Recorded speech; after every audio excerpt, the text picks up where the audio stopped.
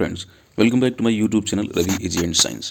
Friends, आज के इस लेक्चर में हम एक इम्पॉर्टेंट क्रॉप को डिस्कस करने वाले हैं और आज की जो क्रॉप है वो है एक मिलेट्स है जिसे हम कोदो कहते हैं। और इससे पहले हमने अपने इस चैनल पर एक और मिलेट्स के बारे में जो है वीडियो लेक्चर बनाया हुआ है और वो था जो है आपका मंडुआ या रागी, जिसे हम फिंगर मिलेट के नाम से भी जानते हैं। वैसे हम बात करें जो है पोएसी फैमिली की, तो पोएसी फैमिली में मेजरली आपकी 3 प्रकार की क्रॉप्स आती हैं। एक आपके मेजर सीरियल्स आते हैं, दूसरे आपके कोर्स मिलेट आते हैं और तीसरे आपके होते हैं स्मॉलर मिलेट्स।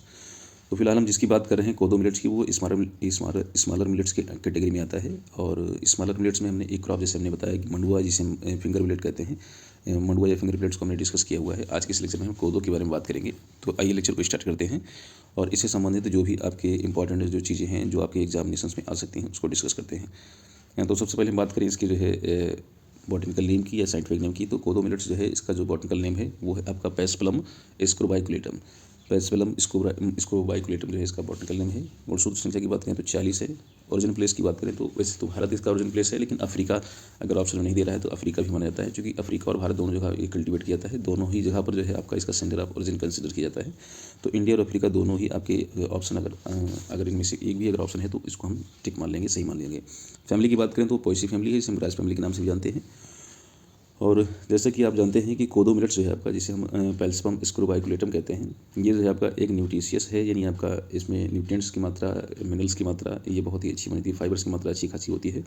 ये ड्रॉट रेजिस्टेंट सीरियल क्रॉप है और भारत के उन क्षेत्रों में और अफ्रीका के भी क्षेत्र हैं वहाँ पर जो है इसको हम कल्टीवेट करते हैं जहाँ पर जो है पानी की समस्या थोड़ा सा जो है होती है, क्योंकि ज़्यादातर इसको हम रेनफेड कंडीशंस में इसको उगाते हैं। और ये चूँकि हाई फाइबर वैल्यू इसमें होती है, प्रोटीन की मात्रा अच्छी खासी होती है और मिनरल कंटेंट इसमें अच्छा होता है, इसके लिए जो है ये क्रॉप जो है काफ़ी बेहतर मानी जाती है। इस वजह से जो है अब इसका जो है इसकी वैल्यू इसमें कुछ बढ़ी हुई है। बात करें क्लाइमेट और सॉइल रिक्वायरमेंट्स की, तो ये जो क्रॉप है इसके लिए क्लाइमेट कैसी चाहिए और सॉइल रिक्वायरमेंट कैसी चाहिए। तो ज़्यादातर जो है ये जो आपका 2 सीजन में इसकी क्रॉप हम उगाते हैं, एक खरीफ सीजन में उगाते हैं और दूसरा आपका रबी के सीजन में। तो खरीफ सीजन जो रेनफेड कंडीशन वाली जो क्रॉप है वहाँ पर तो टेम्परेचर थोड़ा सा डाउन रहेगा, लेकिन वहाँ पर टेम्परेचर जो है आपका थोड़ा सा हाई रहेगा और रबी के सीजन में थोड़ा सा इसका टेम्परेचर डाउन रहेगा। वैसे जो सही क्लाइमेटिक कंडीशन की बात करें तो क्लाइमेट इसमें वार्म चाहिए, ड्राई क्लाइमेट इसको अच्छा लगता है, सेमी एरिड और आपका ड्रॉट प्रोन जो रीजन है आपके, जहाँ पर सूखाग्रस्त क्षेत्र जिन्हें कहते हैं, वो क्षेत्र इसके लिए बेहतर माने जाते हैं, अच्छे माने जाते हैं। टेम्परेचर की बात करें तो टेम्परेचर आपका 25 से 30 डिग्री सेल्सियस ये आपकी इसकी ग्रोथ के लिए बेहतर आइडियल माना जाता है। रेनफॉल की बात करें तो रेनफॉल आपका 500 से लेकर के 800 mm की बात करें, ये 500 से 800 mm है, सेंटीमीटर की बात नहीं कर रहे हैं। सॉइल की बात करें तो सॉइल इनको उस तरीके की चाहिए, लोमी सॉइल इसके लिए अच्छी है, जहाँ पर जैसे सिंचाई की जल निकासी की अच्छी व्यवस्था हो। तो वेल ड्रेन्ड लोमी और सैंडी लोमी सॉइल जिसका pH मान 5.5 से 7.5 हो, ये अच्छी मानी जाती है, बेस्ट मानी जाती है।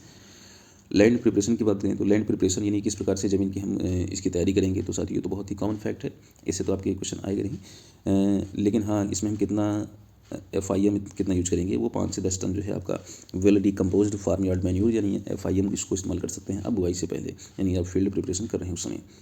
सीड सिलेक्शन और ट्रीटमेंट की बात करें तो सीड रेट क्या रहेगा और सीड का ट्रीटमेंट कैसे करेंगे, इंपॉर्टेंट है। तो सीड रेट की बात करें तो 4 से 5 किलोग्राम जो है आपका 4 से 5 किलोग्राम सीड की आवश्यकता होती है बुआई के लिए। और सीड ट्रीटमेंट की बात करें तो सीड ट्रीटमेंट करने के लिए आप कुछ सीड पेंट आप कर सकते हैं ट्राइकोडर्मा विरिडी के साथ में या सीडोमोनास फ्लोरेसेंस के साथ में, कुछ तो ये सीड ट्रीटमेंट कर सकते हैं। दोनों ही आपको फंगल इन्फेक्शन से ग्रेन्स को, यानी आपकी जो फसल है या कह सकते हैं कि जो दाना है कोदो का जो ग्रेन है उसको जो है आपका प्रोटेक्ट करता है।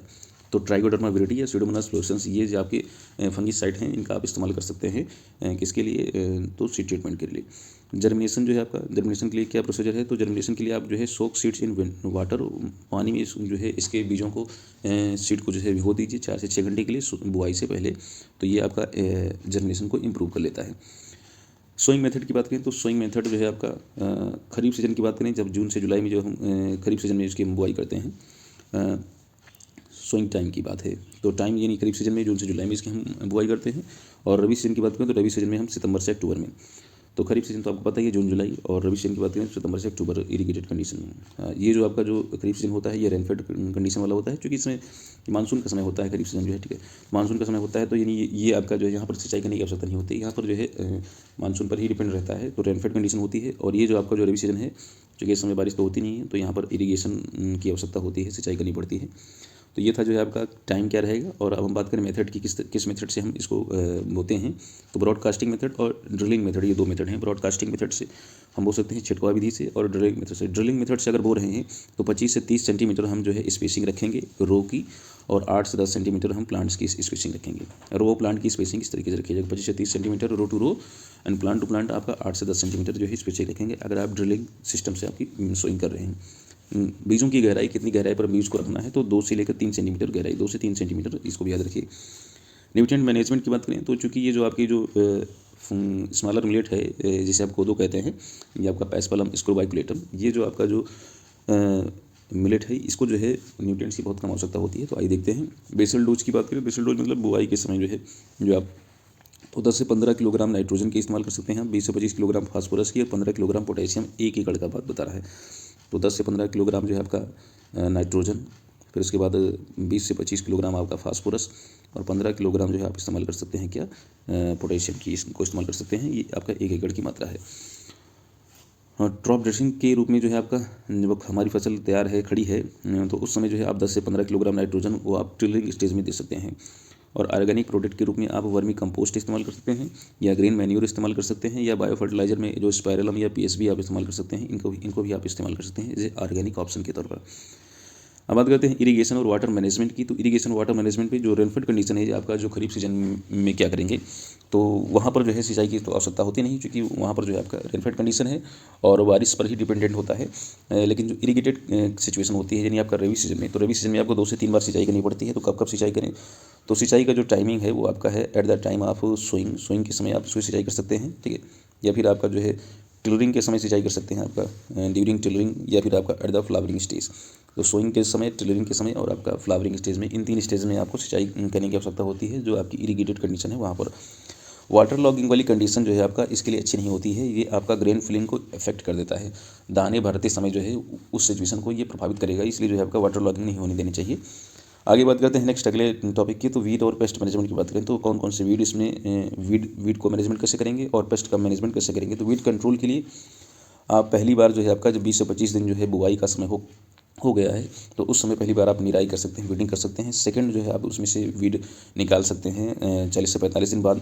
और इसके साथ आप मल्चिंग का भी इस्तेमाल कर सकते हैं, या हर्बिसाइड है कुछ जैसे पेंडिमिथलिन जो आपका प्री इमरजेंस हर्बिसाइड है, आप इसका भी इस्तेमाल कर सकते हैं।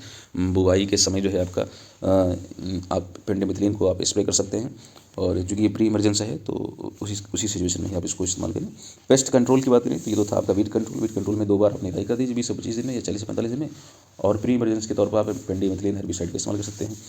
मल्चिंग की बात करें तो मल्चिंग भी इस्तेमाल कर सकते हैं। पेस्ट कंट्रोल की बात करें तो पेस्ट कंट्रोल में आपका कौन कौन से इंसेक्ट हैं, तो इंसेक्ट में आपका सूट फ्लाई और आपका स्टेम बोरर, ये जो आपके 2 इंसेक्ट पेस्ट हैं, और एक एफिड और जेसिड हैं।